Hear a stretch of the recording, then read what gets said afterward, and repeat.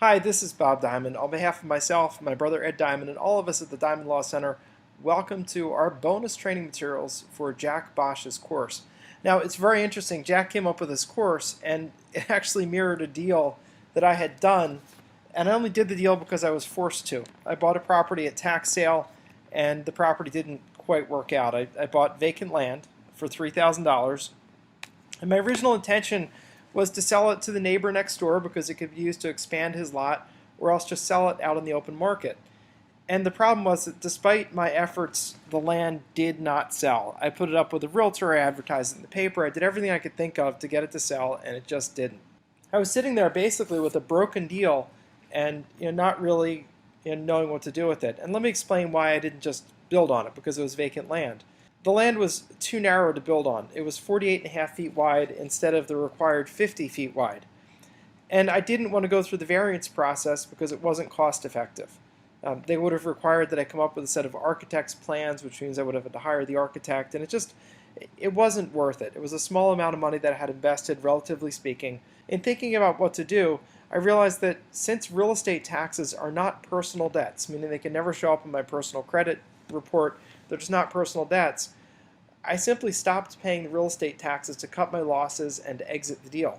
Now, that may seem harsh, and I thought, what am I going to do? Pay real estate taxes on this thing for the rest of my natural life? And the answer is no. So there's a procedure in place to deal with that, which is when the county or the city, whoever the taxing authority is, forecloses for taxes, and the deal is that if you don't pay the taxes, they get the land. That's the only penalty, so that's the legal penalty. So I decided to just let it go to tax sale. So after a while, the property was listed for sale, and honestly, it was after a few years of non-payment of taxes, which is one of the reasons that in Jack's program, you're going to learn how to get the properties that are already scheduled for sale, so you're not going to be waiting years. But since I didn't have that, I had to wait for a couple of years. And I knew that I would get the overage from the tax sale, so I decided to market the property by advertising it. Now, I'd never seen anybody in my life market a property that was going to tax sale. But I decided if I was going to get the overage, meaning I'd get the amount over and above the amount required to pay the taxes, then I wanted to make that as big as possible. So I made a pretty simple program. I did a flyer, which you can see, and I hired a college girl to pass out flyers at the auction before the auction that mine was going up for sale. So I just hired her for a couple of hours to go and wait outside the sale and just hand out flyers to people. Nothing wrong with that. Matter of fact, if you want a good price for your product, that's what you should do. And I'll show you at the end of this a copy of the flyer, and I've also prepared a copy for you so that you can have it. I put it in both Word format and Pages format, Pages being sort of the Apple equivalent of Word, and also a PDF file just so you can look at it. So what was great is it worked. The advertising created a bidding war. The property actually went, forget this, $20,000. Now remember, I'd only paid $3,000 for it. And best of all, the sheriff did all the advertising, he attracted the bidders, and he managed the sale. I didn't have to do a darn thing. Now I decided to do a little extra. I printed out a couple hundred flyers and gave them to the young lady to hand out, and I probably gave her $30 or $40. I honestly don't remember what I gave her, but it was just a couple hours worth of work, so it's probably $30 or $40 for her to hand out flyers. I know that some people like to see the proof, so there it is. Purchase price at that auction, $20,000. And you can get an idea on this receipt, and this is actually a printout from the sheriff's system. You can see the kind of charges that they charge against the bid. And you can see there's an advertising fee of $348. There's a writ receipt and processing fee of $79. I'm going down the right-hand column right now. There's $200 for conducting the sale, $700 commission. So the great thing about this is that I didn't have to pay for the auction. Because normally if you auction off a house or a piece of property, you've got to pay the auctioneer to do all the advertising, pay the auctioneer for the signage, and pay for everything else.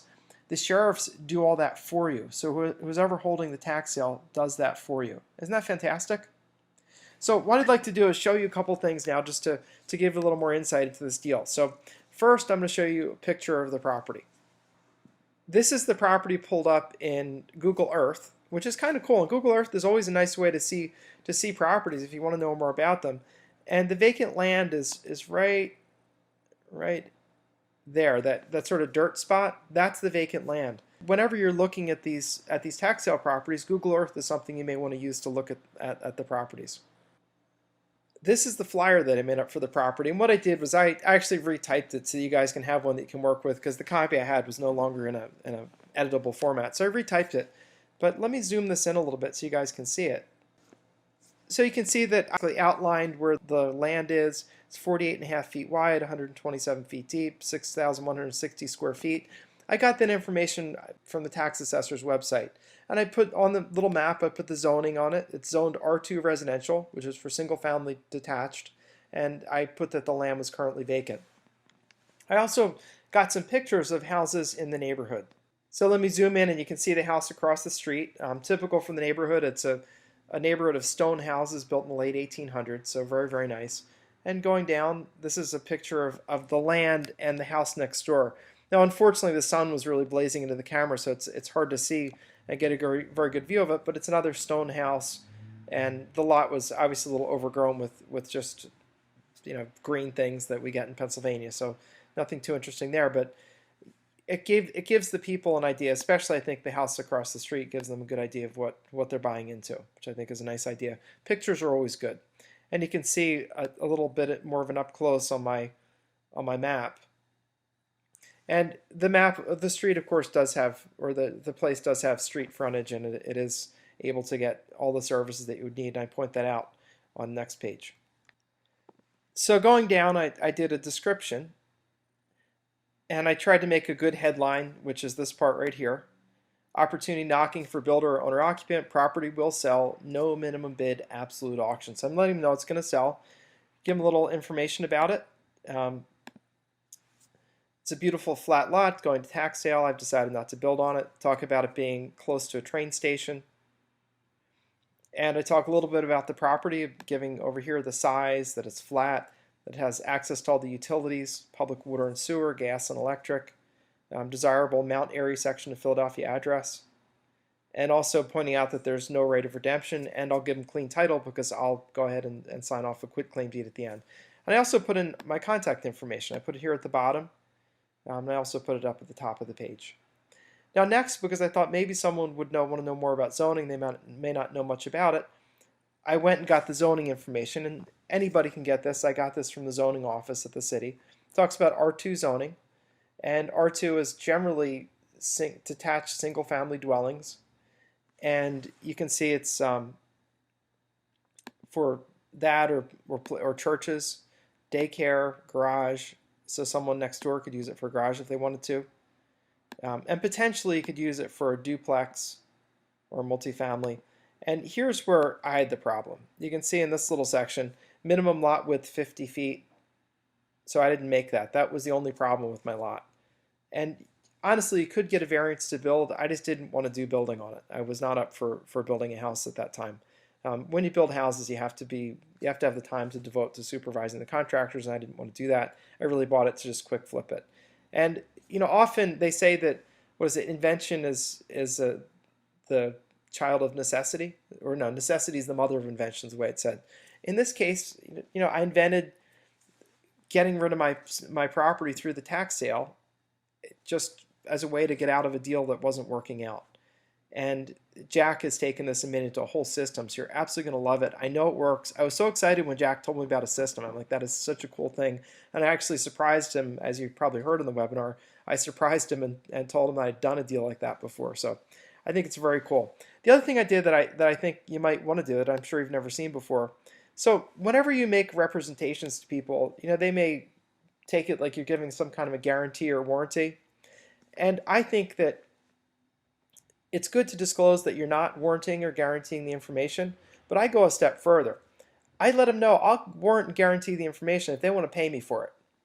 And essentially what that means is I'm making it so if I ever had to go to court and someone says, well, he said this and it turned out not to be true, I could say, well, I gave him a chance to buy a warranty or guarantee on the information. I told them it wasn't warranted or guaranteed, but if they wanted that, they could do it for a fee. And if they paid me a fee, I would do it. And what would I use that fee for? I would hire a surveyor to survey the property. I would hire a title searcher to title search the property. And I would hire probably an attorney to render an opinion letter. Now for that warranty, it would probably cost them $6,000 or $7,000, but for that they could get a warranty. So if they want a warranty, You want to pay up, that's fine. If you don't, then you get what you pay for. Puts me in a better position in court. So that's the flyer. And again, you're going to get a copy of this flyer in Microsoft Word that you can edit, in Apple Pages that you can edit, and also as a PDF if you just want to print it off and look at it. So let's close this down, and we'll go off back to the presentation. In closing, myself, Jack, and Ed want to wish you the best of luck in applying Jack's system. That's a picture of Jack and I at one of our industry meetings that we do. We do some very small masterminds. I think one of the things you guys don't know is that the leaders in the industry do get together from time to time. That was us getting together in Newport Beach, California. The boat that you see over Jack's shoulder belongs to some sort of sheik. It's a pretty hot looking boat. It's a very nice place. So anyway, we were hanging out, and we all know one another. Ed and I only promote the best of the best, and Jack is the best. You made a really good decision in going with Jack's system. So go out there and get the life that you dream of, and the way that's going to happen is by taking action. So go and make it happen, and please let myself and Ed know when you're successful, because we'd love to hear a student success story. So that's it for now. You'll be able to get downloads of the files and for your own use, and we just want to wish you the best of luck. It's Bob Diamond, over and out.